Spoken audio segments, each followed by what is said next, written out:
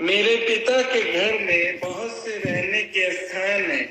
यदि ना होते तो मैं तुमसे कह देता, क्योंकि मैं तुम्हारे लिए जगह तैयार करने जाता हूँ।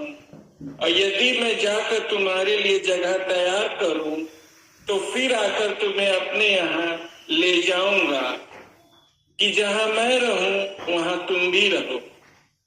जहाँ मैं जाता हूँ तुम वहां का मार्ग जानते हो। तोमा ने उससे कहा, हे प्रभु, हम नहीं जानते कि तू कहाँ जा रहा है, तो मार्ग कैसे जाने?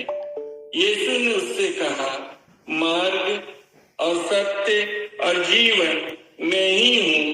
बिना मेरे द्वारा कोई पिता के पास नहीं पहुंच सकता। ये परमेश्वर का जीवित और सामर्थी वचन है। अब आगे हम वचन में जाएं, इससे पहले हम प्रभु को एक कोरस गाएंगे। उससे पहले हम दुआ करें। आइए अपने सरों को झुकाएं। धन्यवाद धन्यवाद धन्यवाद धन्यवाद धन्यवाद हमारे जीवित अनुप्रकारी सामर्थी पिता परमेश्वर। एक बार फिर से प्रभु हम आपके चरणों पर आते हैं, विनती निवेदन प्रभु आपके सम्मुख लाते हैं। पिता, बीती रात प्रभु आपने हम सबों को मीठी नींद दी, भोर का प्रकाश दिखाया पिता, और होने दिया पिता कि हम सब जीवितों की दुनिया में रहकर आपकी महिमा स्तुति प्रशंसा करने वाले हो सके। आज के इस पवित्र दिन को प्रभु हम स्मरण करने वाले और आपके भवन में आने वाले हो सके, क्योंकि प्रभु हमारे अंदर तो कोई ऐसी सामर्थ्य नहीं, कोई ऐसी शक्ति नहीं, लेकिन प्रभु आप ही वो पिता हैं जो हम पर अनुग्रह करते हैं, दया करते हैं और हमको अपने पास आने का अवसर देते हैं। प्रभु होने दे एक बार फिर से प्रभु, यहाँ जितने लोग उपस्थित हैं अपनी कीमती लहू के द्वारा धो के हमें शुद्ध कर दे, पवित्र कर दे, ताकि प्रभु हम आपके करीब आने वाले हो सके। आपकी महिमा स्तुति प्रशंसा और आपके नाम को ऊंचा ऊंचा और ऊंचा करने वाले हो सके, और अपने जीवनों के द्वारा प्रभु हर वक्त हर समय सिर्फ और सिर्फ आपकी महिमा करने वाले हो सके। सारा आदर विनती प्रभु आपको देते हैं। इस छोटे विनती को प्रभु यीशु मसीह के मीठे और पवित्र नाम में होके मांगते हैं, आमीन आमीन। एक कोरस में हम लोग जाएंगे, इसके बाद वचन के अंदर है। पवित्र आत्मा पवित्र आत्मा मुझे ले चल यीशु के चरणों में। पवित्र आत्मा सिर्फ तेरे लिए, यीशु तेरे लिए, सिर्फ तेरे लिए, यीशु तेरे पहुंचने का मार्ग। हम सब अपने जीवन में हर संडे आ रहे हैं, हर संडे आ रहे हैं, मेहनत कर रहे हैं, और हम क्या करना चाह रहे हैं? हम सिर्फ और सिर्फ ये करना चाह रहे हैं कि हम किस तरह से प्रभु के पास पहुंच जाए, किस तरीके से हम प्रभु के पास पहुंच जाए। हम सिर्फ और सिर्फ इसीलिए मेहनत कर रहे हैं कि हम प्रभु के साथ, जैसा कि प्रभु के वचन में बता रहा है कि मैं जाकर तुम्हारे लिए स्थान तैयार कर रहा हूँ, जगह तैयार कर रहा हूँ, ताकि जब मैं आऊं तो तुम्हें ले चलूं, ताकि जहां मैं रहूं वहां तुम भी रहो। तो हमें अपने आप को, जो इतनी हम लोग मेहनत कर रहे हैं, किस लिए कर रहे हैं? कि हम प्रभु के साथ बादलों पे जाने वाले हो सके। तो पहला हम इसमें देखते हैं, तुम्हारा मन व्याकुल ना हो। तुम्हारा मन व्याकुल ना हो। इस बाइबल को, इस वचन को जो पढ़ रहा है, ये वचन उससे बात कर रहा है। अब मैं पढ़ रहा हूं तो ये वचन मुझसे बात कर रहा है, कह रहा तुम्हारा मन व्याकुल ना हो। क्योंकि हम इंसान हैं, हमारा मन क्या होता है? व्याकुल हो जाता है। अगर थोड़ा सा किसी को कोई काम हमारा होने वाला है और नहीं हुआ तो हम क्या करते हैं? हमारा मन व्याकुल हो जाता है, अरे हमने गलती कर दिया, यहाँ रुक के गलती हो गई, मुझे तो वहां चले। यानी हमारा भरोसा भी क्या होता है? बदल जाता है, डगमगा जाता है। हम एक तरफ के नहीं हो पाते, हमारे अंदर स्थिरता नहीं आ पाती। स्थिरता यानी कि दृढ़ता हमारे अंदर नहीं आ पाती। तो इसलिए पहला वचन यहाँ कह रहा है, तुम्हारा मन व्याकुल ना हो। तुम्हारा मन, हम सब जितने लोग हैं, जितने लोग वचन को सुन रहे हैं, आज प्रभु का वचन उनसे बात कर रहा है, तुम्हारा मन व्याकुल ना हो, विचलित ना हो, वरन संपूर्ण मन से यहोवा पर भरोसा रखो। संपूर्ण मन से यहोवा पर भरोसा रखो। इसके लिए हम वचन निकालेंगे यिर्मयाह 17 उसका 5। यिर्मयाह 17 उसका 5।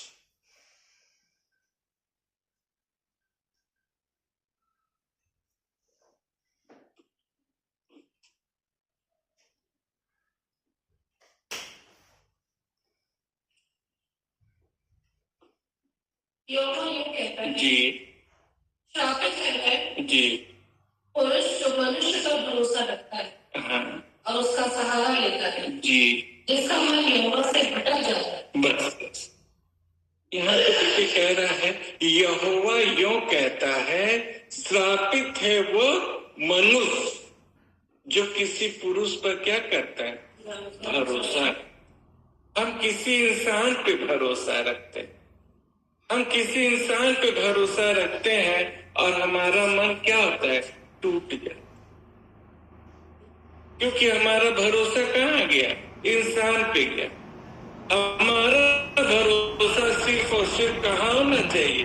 प्रभु यीशु मसीह पर, हमारे खुदावन पर, हमारे यहोवा पर होना चाहिए। तब हमारा मन नहीं टूटेगा और हमारा मन व्याकुल नहीं होगा।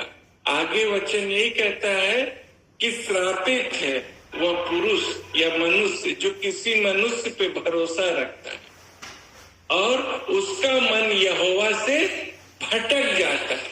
उसका मन यहोवा से भटक जाता है, यानी कि उसका विश्वास अपने प्रभु यीशु मसीह पे ना होकर किसी इंसान पे हो जाता है। इंसान से हमें क्या मिलेगा? इंसान हमें कुछ दे सकता है? आप एक बार सोचिए, इंसान के ऊपर हम क्यों भरोसा करते हैं? इंसान के ऊपर क्यों हम नजरें लगते हैं? वचन बताता है कि मेरी आंखें पर्वतों की ओर लगी रहती है, मुझे सहायता कहाँ से मिलती है? यहोवा से मिलती। तो मेरी आंखें पर्वतों की ओर लगी होनी चाहिए। पर्वत कौन? अर्थात प्रभु यीशु मसीह। जो पर्वत का क्यों हम बता रहे? बाइबल पर्वत क्यों बता? पर्वत जो है कभी डगमगाता नहीं, वो एकदम दृढ़ बना रहता है, चट्टान, वो हिलता डुलता नहीं है। जैसे हमारा मन हिलता डुलता, हम डगमगा जाते।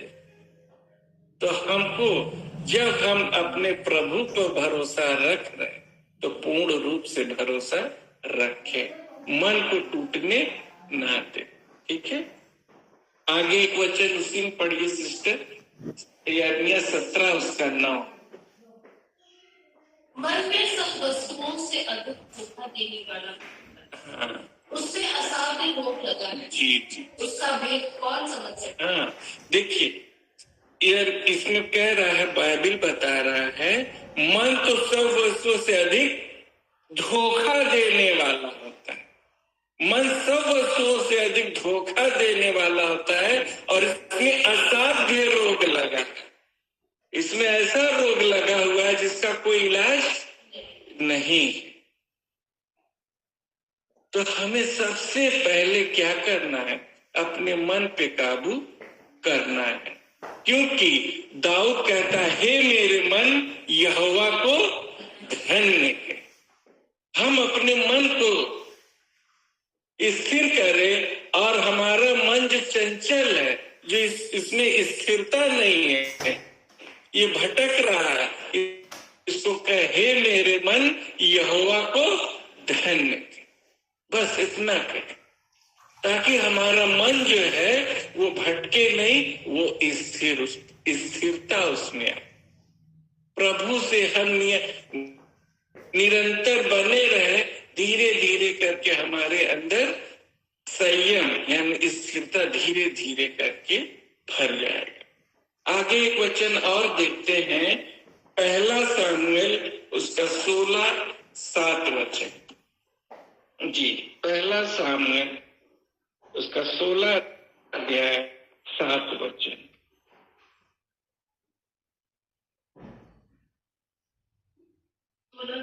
जी सिस्टर। परंतु यहोवा ने शमूएल से कहा, जी, ना तो उसके मुख से दृष्टि कर, यस, और ना उसकी कद की ऊंचाई पर, जी, क्योंकि मैंने उसे अयोग्य जाना। जी, क्योंकि यहोवा का देखना मनुष्य का सा नहीं। जी, मनुष्य तो बाहर का रूप देखता है, जी, परंतु यहोवा की दृष्टि मन पर रहती है। हाँ। इंसान किसी की कद और काठी देखता है, मजबूत शरीर देखता है, डील डॉल देखता है, तो इंसान का भरोसा उस मनुष्य पे जाता है। लेकिन यहाँ प्रभु क्या कह रहा है कि मैं इस व्यक्ति को, जो बड़ा है, चौड़ा है, डील डॉल में अच्छा है, मैंने इसे अयोग्य जाना। अयोग्य मतलब प्रभु की नजर में उसके अंदर कोई योग्यता नहीं। तो हम सब भी ऐसे ही देखते हैं। तो यहाँ पे वचन बता रहा है, परमेश्वर का देखना मनुष्य का सा नहीं है। परमेश्वर हम सबों के अंदर क्या देख रहा है? हम सबों का हृदय देखता है, हम सबों का हृदय देखता है। तो हमको यहाँ हम उससे कुछ छिपा नहीं सकते। वो हम हर एक को हृदय, वो उसके सामने खुला हुआ, हर एक का हृदय वो जानने वाला परमेश्वर। तो जब हर एक का हृदय वो जानता है, तो वहीं सिस्टर आ जाइएगा, यिर्मयाह 17 उसका 10 पढ़ दीजिएगा। 9 पढ़ा था ना, वहीं 10 पढ़ दीजिएगा।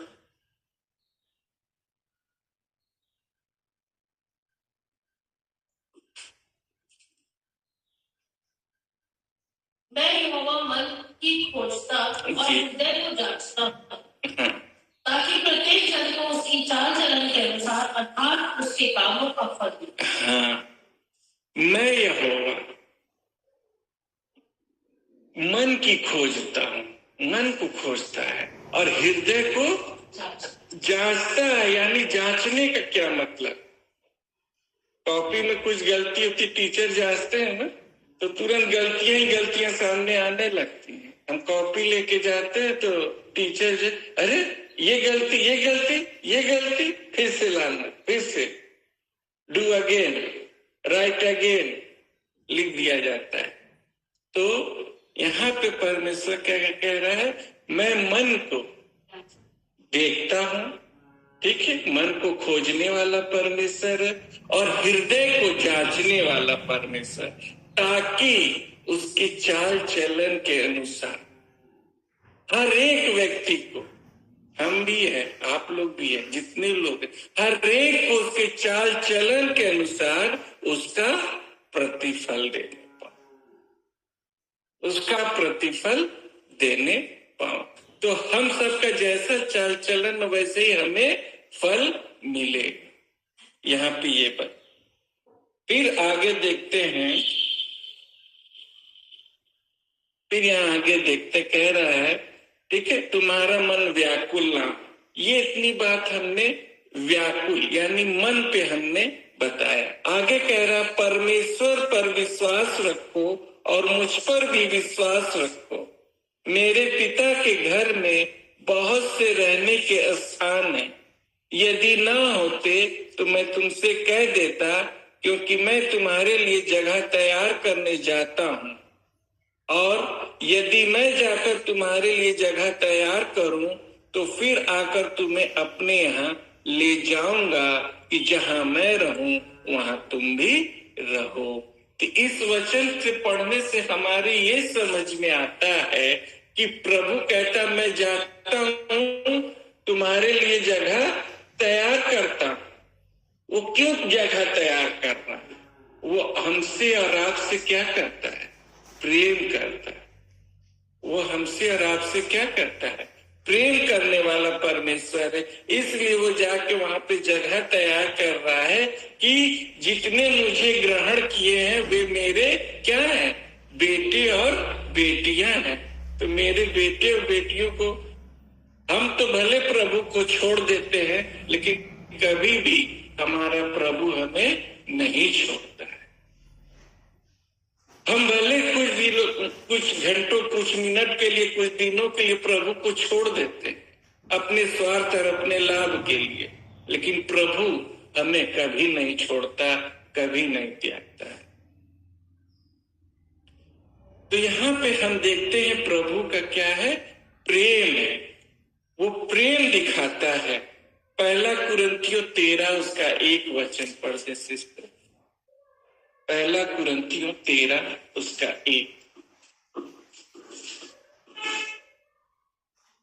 यदि मैं मनुष्य और स्वर्गदूतों की बोलियां बोलूं जी और प्रेम न रखूं तो मैं ठठराता हुआ पीतल और झंझनाती हुई छाछ हूं। हाँ, यदि मैं स्वर्गदूतों की बोलियां बोलूं, मैं अच्छी अच्छी बातें करूं, मीठी मीठी बातें करूं, सबसे अच्छी बातें बोलूं, लेकिन प्रेम न रखूं, प्रेम न रखूं तो मैं क्या हूं? ठनठनाता हुआ पीतल और झांझ हूं। अर्थात मेरा जीवन में कुछ नहीं, हमारे जीवन से किसी को कुछ नहीं मिल रहा। बाइबल बताती है यदि तू भलाई करना जानता है, यदि हमसे किसी का भलाई हो सकता है तो भलाई कर, उसको वहां से ये मत कि मुझसे नहीं हो पाए।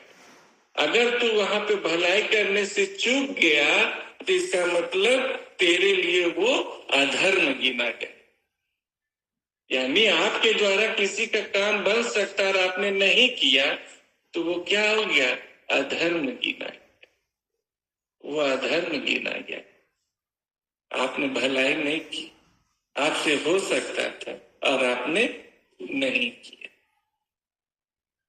ठीक है, तो एक वचन और देखेंगे, यूहन्ना 2 उसका 15। पहला यूहन्ना की पहली पत्री उसका 2 अध्याय 15 पद।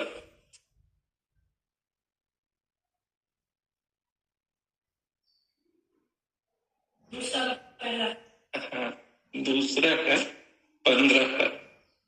तुमने तो संसार से और न संसार में की वस्तुओं से प्रेम रखो। तुम न तो संसार से और न संसार की वस्तुओं से प्रेम रखो।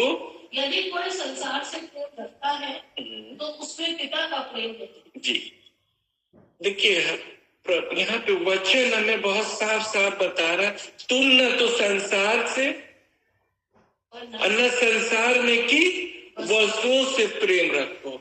ना तो अपने बंगला से प्रेम रखो, ना अपने गाड़ी से प्रेम रखो, ना किसी चीज सामान से प्रेम रखो। प्रेम रखना है तो किससे रखो? अपने खुदा, अपने प्रभु से प्रेम रखो।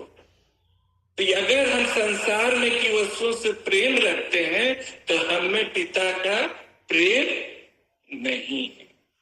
ये पिता की ओर से नहीं है, वरन संसार की ही ओर से है। ठीक है, तो हमारे अंदर पिता का प्रेम होना अनिवार्य है, होना ही चाहिए। यदि हम संसार की वस्तुओं से प्रेम रखते हैं तो आज अपने आप को जांच ले, परख ले कि हम कहाँ हैं, हम कहाँ। ठीक है, आगे देखिए कहता है, तीसरा हम देखेंगे, 2 बातें हमने पहला सीखा, मन, दूसरा हमने सीखा प्रेम, तीसरा आता है मार्ग की बात। थोमा ने उससे कहा, हे प्रभु, हम नहीं जानते तू कहाँ जा रहा है, तो मार्ग कैसे जाने। थोमा प्रभु का चेला था, वो नहीं जान रहा था मेरा मार्ग मैं नहीं जानता। तो मार्ग क्या है? मार्ग प्रभु यीशु मसीह ने इसी में कहा है, मार्ग सत्य और जीवन मैं ही। तो मार्ग के बारे में क्या है? दो मार्ग होते हैं। बाइबल हमें बताती है दो मार्ग। मत्ती 7 उसका 13 और 14 पर। मत्ती 7 उसका 13 और 14 पद पढ़ दीजिए सिस्टर।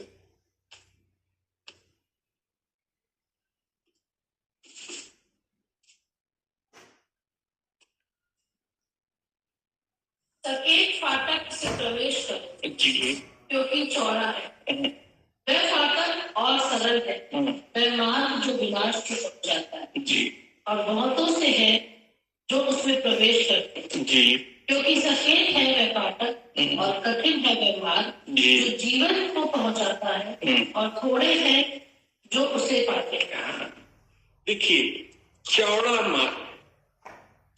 मार्ग और सरल है वो मार्ग जो कहाँ जाता है? विनाश को ले जाता है। और सकरा है वो मार्ग, ठीक है, और कठिन है जिसमें बहुत से लोग, कम लोग जाते हैं और उसमें से पार होकर वो जीवन का क्या पाते हैं? मुकुट पाते हैं।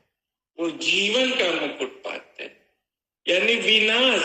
चौड़ा है वो रास्ता। आज पूरी दुनिया किस रास्ते पे है?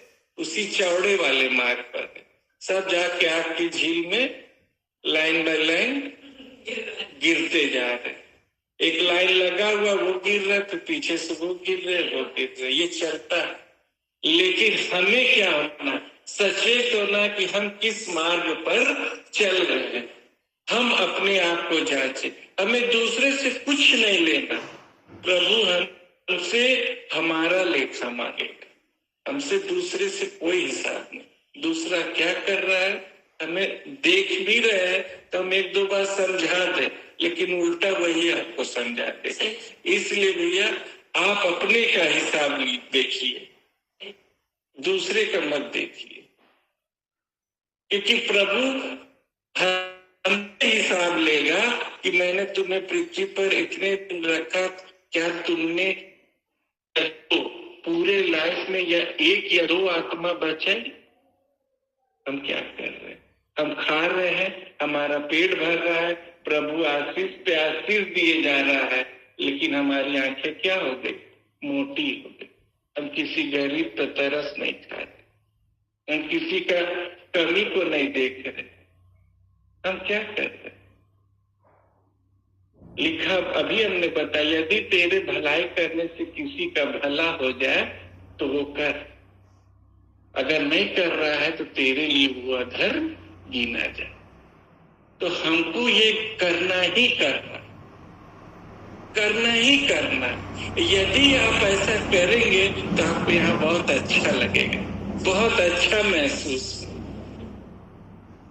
क्रिसमस क्या था? प्रभु यीशु मसीह। देखिए दुनिया भटक जाती है क्रिसमस ट्री पे और सेंटा क्लॉज पे, लेकिन क्रिसमस में सबसे बड़ा वचन बाइबल बताता है, क्योंकि परमेश्वर का मनुष्य का पुत्र इसलिए आया कि वो खोए हुए को ढूंढने और उनका उद्धार, इसलिए आया। हम लोग कहाँ खो जा रहे हैं? सेंटा क्लॉज में, घर सजाने में और क्रिसमस ट्री और केक बनाने।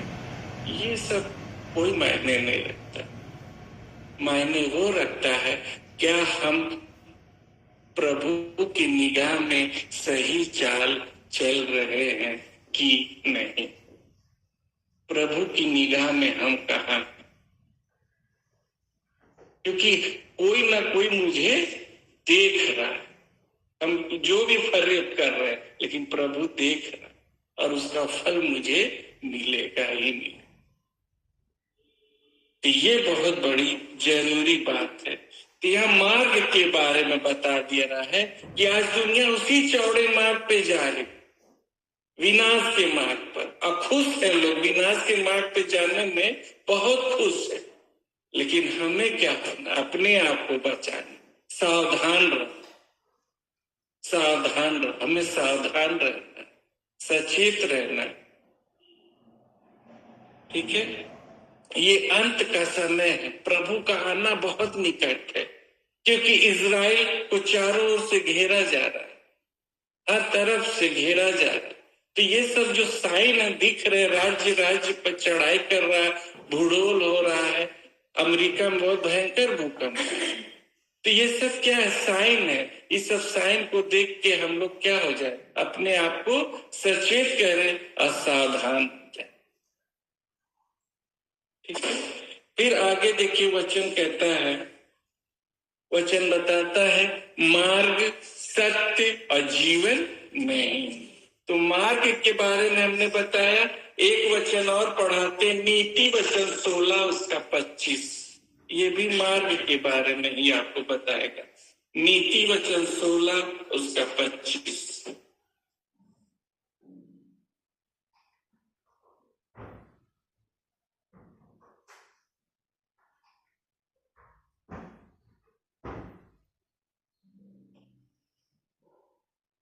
ऐसा भी मार्ग है जो मनुष्य को सीधा जान पड़ता है जी, परंतु उसके अंत में मृत्यु ही मिलती है। हाँ, देखिए कह रहा है, वचन बता रहा है, ऐसा भी मार्ग है जो हर मनुष्य को सीधा जान दिखाई पड़ता है। अरे एकदम सीधा, अच्छा, सही रास्ता, भैया तो गलत बोले, ये तो बढ़िया रास्ता है, झूठ मूठ इधर उधर बहका है।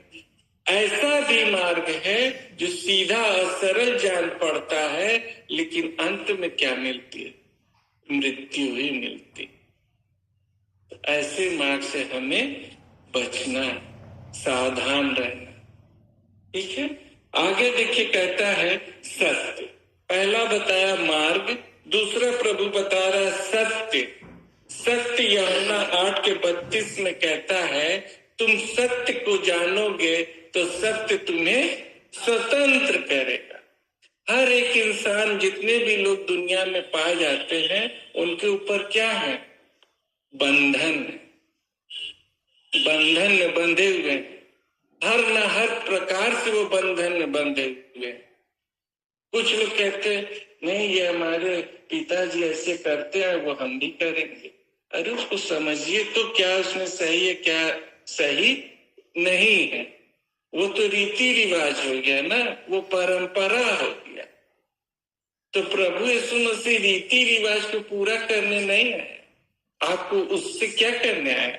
छुड़ाने आए। हर बंधन से आपको क्या करने आए?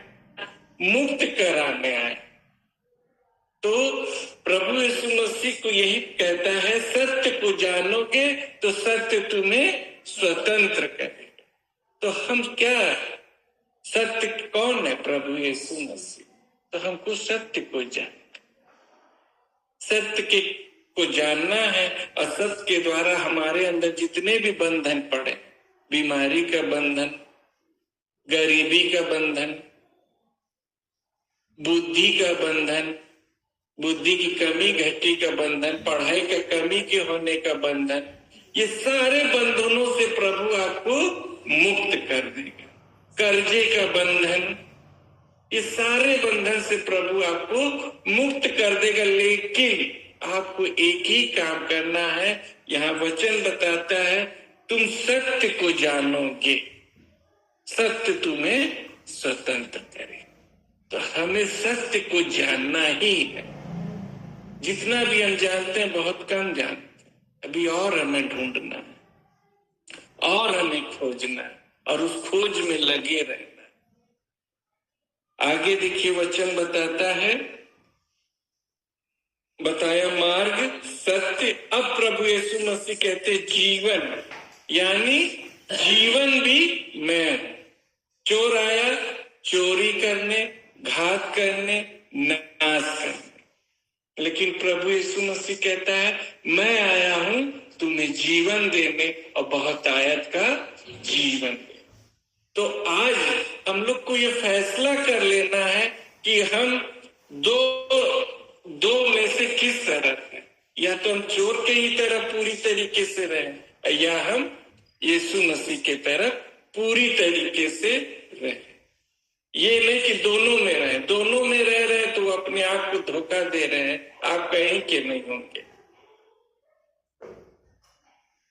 तो चोर आया चोरी करने, घात करने और नाश करने। हमेशा चोर उसी लिहाज से, यानी शैतान, शैतान आपके घर में लड़ाई झगड़ा ला देगा, नुकसान करा देगा, बीमारी ला देगा। बच्चा पढ़ाई में पढ़ रहा अच्छा तो उसको बीमार कर देगा। तो ये सब शैतान के हथियार है। अब प्रभु कहता है मैं आया हूं तुम्हें जीवन देने, बहुत आज का जीवन देने। तो हमको जीवन की ओर देखना, जीवन की ओर अपनी नजरें लगाना, जीवन की ओर। मत्ती 5 उसका 6 पढ़ लीजिएगा सिस्टर, मत्ती 5 उसका 6।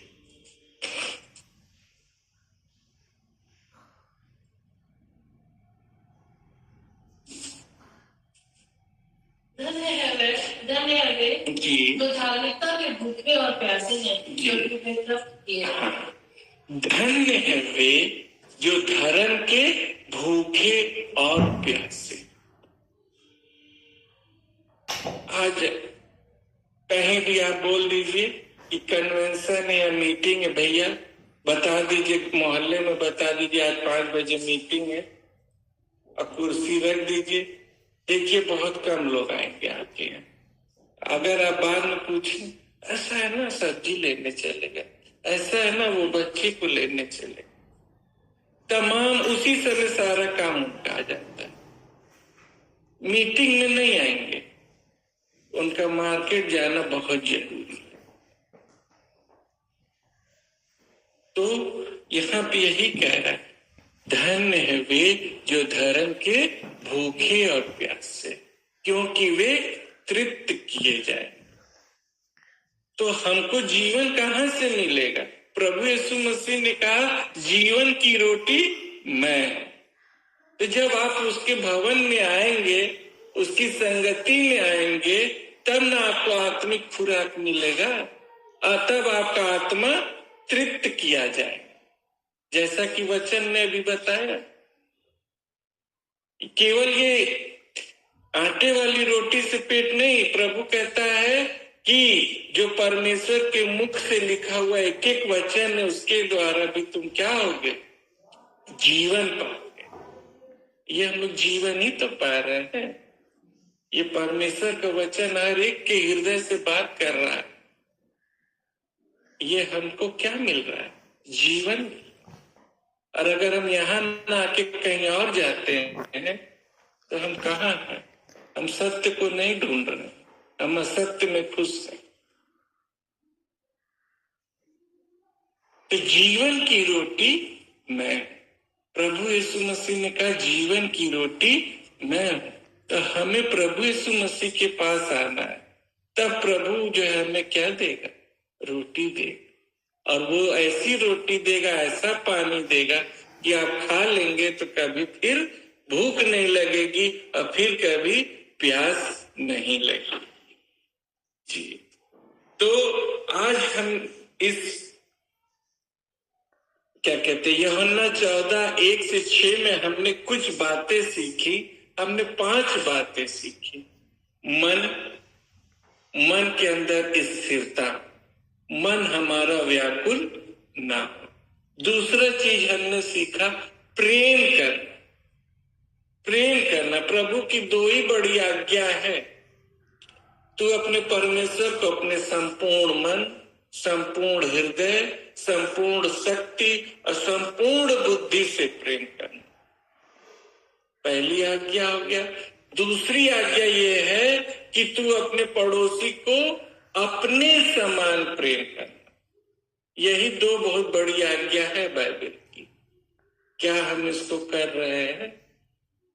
अपने पड़ोसी, हमारा पड़ोसी कोई भी हो, स्कूल कॉलेज में बच्चा पढ़ रहा वो भी मेरा पड़ोसी है।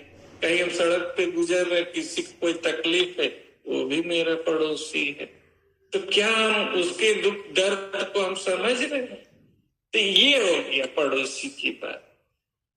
तो वही कह रहा है कि तू अपने समान उसकी भी सुधि ले, कि उसको भी दुख है, उसको भी तकलीफ है, उसको भी वही भूख लगेगा, वही रोटी खाएगा, सोना चांदी नहीं खाएगा, प्यास लगेगा तो पानी ही पिएगा। तो हमने प्रेम देखा, मार्ग जाना कि हमने किस मार्ग पर है। चौथी चीज हमने देखा सत्य, सत्य को जानना है ताकि हमारे एक बंधन से क्या हो सके, मुक्त हो सके। और पांचवा चीज हमने सीखा जीवन। जीवन प्रभु यीशु बाइबल बताती है तुम संगति करना ना छोड़ो।